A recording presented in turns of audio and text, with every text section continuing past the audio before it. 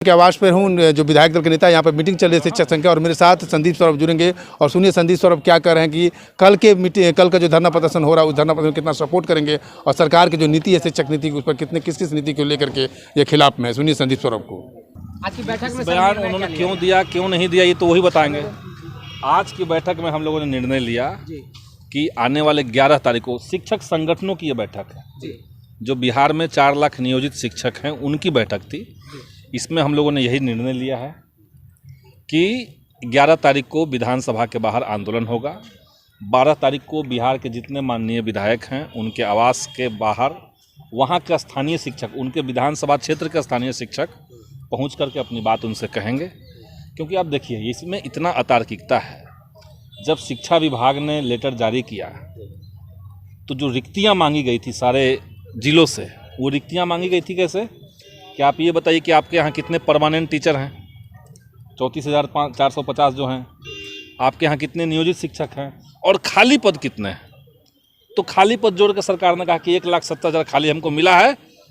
तो आप जब रिक्तियाँ मांगे ही नियोजित शिक्षक का नहीं थे तो इन पदों पर नियोजित शिक्षक को आप कैसे कंटेस्ट करवा रहे हैं, कैसे उस पर उनका परीक्षा ले रहे हैं। आपने मांगा था रिक्तियाँ जो खाली पद हैं, तो खाली पद पर नए लोगों को आप लेते। आप कह रहे हैं कि खाली पद पर पुराने जो शिक्षक है, जो कार्यरत शिक्षक थे, उनको भी आप शामिल करवा ले रहे हैं। तो इसमें कहीं कोई तर्क नहीं है। ये सिर्फ ऐसे बीमारी, मतलब एक अनजान सा बीमारी पकड़ लिए और उससे कहीं से भी इलाज शुरू कर दिए। हम कह रहे हैं कि स्कूलों में दिक्कत है, सरकारी स्कूलों में क्वालिटी का दिक्कत है, लेकिन जितना दिक्कत है उससे बहुत ज़्यादा बदनामी किया गया है। एक टीचर का बात पकड़ के पूरे टीचर को कहा जाता है कोई पढ़ा नहीं रहा है।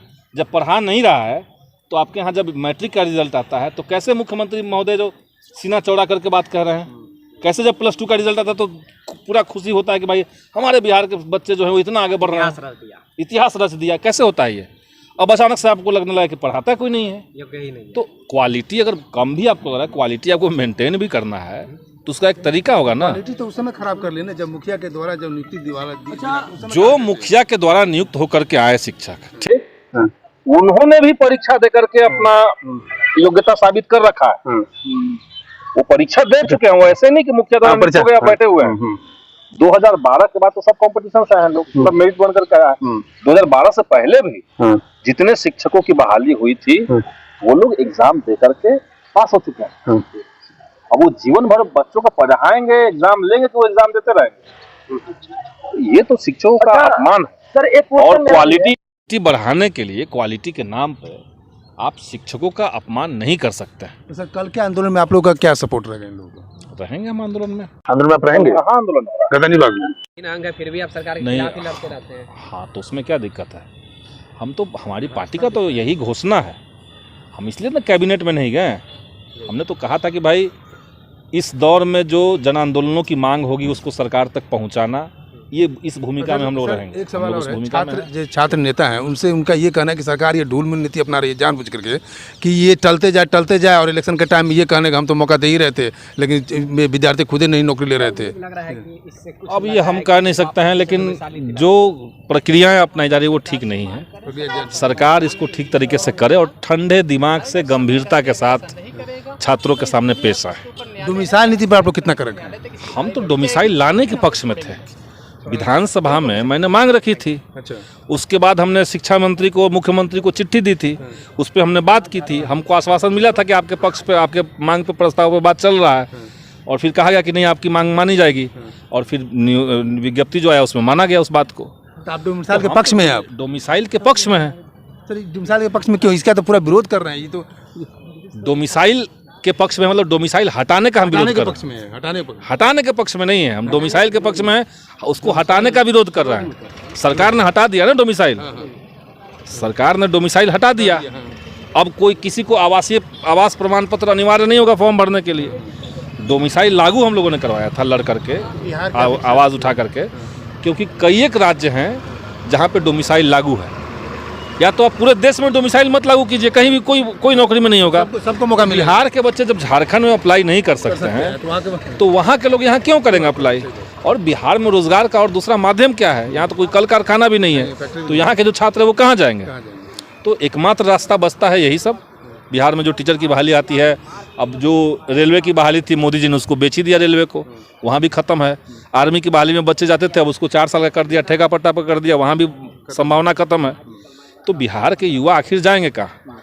तो इसीलिए हम सरकार से ये मांग कर रहे हैं कि आप डोमिसाइल जैसे ख़त्म किए हैं, इस पर विचार कीजिए और दोबारा से इसको लागू कीजिए। बिहार शिक्षक संघर्ष मोर्चा की बैठक हुई, माननीय विधायक जी की अध्यक्षता में हुई और हम लोगों ने तय किया है कि 11 तारीख को गर्दनी बाग में पूरे बिहार के 4.5 लाख शिक्षक जो सरकारी शिक्षक हैं वहां पर उपस्थित होंगे। सरकार के तानाशाहीपूर्ण रवैये के विरुद्ध आवाज़ बुलंद करेंगे और 12 तारीख को बिहार के तमाम विधायक और विधानसभा एमएलसी एमएलए के जो आवास है उस पर घेराव करेंगे और सरकार के विरुद्ध जो भी तानाशाहीपूर्ण रवैया है उसके विरुद्ध उनसे लिखवाएंगे और संसद में आवाज़ उठाने के लिए उनसे कहेंगे। सर ये बताइए, अगर सरकार आपकी बातों को नहीं मानती है तब क्या करेंगे आप लोग? देखिए, सरकार से हमारी कोई नई मांग नहीं है और सरकार को इसमें देने में कोई दिक्कत भी नहीं होनी चाहिए मेरे ख्याल से, लेकिन नीतीश कुमार की जिद की वजह से आज ये हालात बिहार में पैदा हुआ है।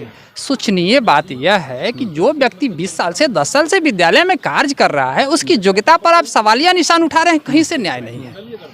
तो आप इन्हें बिना शर्त राजकर्मी का दर्जा दे दें, अन्यथा 11 तारीख को गर्दनी बाग की धरती को बिहार के शिक्षक पाट डालेंगे। 4 लाख शिक्षक इस धरती पर उतरने वाले हैं, आप सावधान हो जाएं। सरकार के लिए चेतावनी होगी और आने वाले चुनाव में हमारे पास 30 लाख मतदाता हैं और इसका भी करारा जवाब आपको भुगतना पड़ेगा। इसलिए समय है, अभी भी हम लोग चेतावनी दे रहे हैं सरकार को भी, आप हमारे साथ खेलने का कोशिश नहीं कीजिए।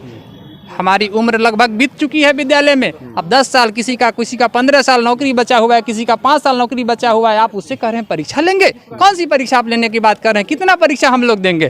टेट का परीक्षा हम लोग पास करके विद्यालय में आए हुए हैं, एनसीईटी के सारे नॉर्म्स को हम लोग पूरा करते हैं। जो लोग इसके पहले जो लोग कार्यरत थे वो भी दक्षता की परीक्षा पास किए हुए हैं। कितना परीक्षा की बात करते रहते हैं आप रोज? परीक्षा तो वो दिया हुआ है, उसकी योग्यता पर आप सवालिया निशान नहीं उठाइए।